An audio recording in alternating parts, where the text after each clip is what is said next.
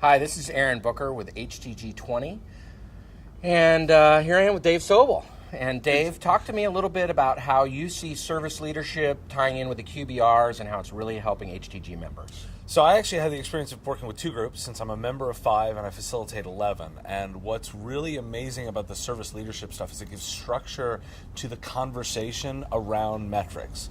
You know, as HTGs, we continue to mature the program. The initial idea was best practices. Well, now we need to move it to do those best practices and those ideas actually drive business. And the only way to talk about that is in numbers, is in the metrics and the measurements of our business. Service leadership gives us a standard to work against so that we can benchmark against one another, against all of HTG, and against the industry to see how we're doing. And I know that this is the first quarter I've actually done the full QBR process. It was amazing. I learned a lot more about service leadership going through that and the value that service leadership gives.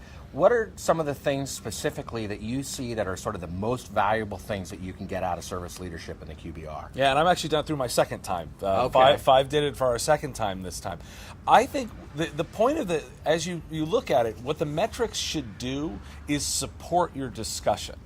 So you probably find that the first time you went through the discussion, you spent a lot of time talking about what the numbers are. Mm-hmm. As you move through it, you'll find that putting together your HTG feedback piece, the numbers have to support that. For example, in my case, I was talking about an issue in my business about growing a certain revenue stream. I needed to refer to the numbers to say where the problems were now and what we'd tried so far and where they hadn't worked cost-wise. So this actually put a context to the discussion so that we could actually talk about what was going in my business in real terms. So that's really what you need to look at doing with the numbers, is focusing on what are they saying about my business, and are they supporting or not supporting what I feel about my business. Very well put. Any other closing comments you've got? Well, the last sort of closing comment I would make about the QBR process is the more value comes out of it from early prep.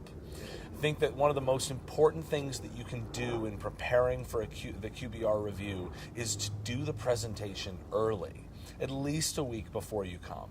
That has 2 real advantages. First off, you've thought about it and gotten it ready. And second, you can distribute it to your peer group members. So if it goes on the portal beforehand, others can read it and be prepared to use the time you have together better. So I think that's the other thing that may not have come out as strongly initially is prepare ahead of time, because you'll get more value out of it.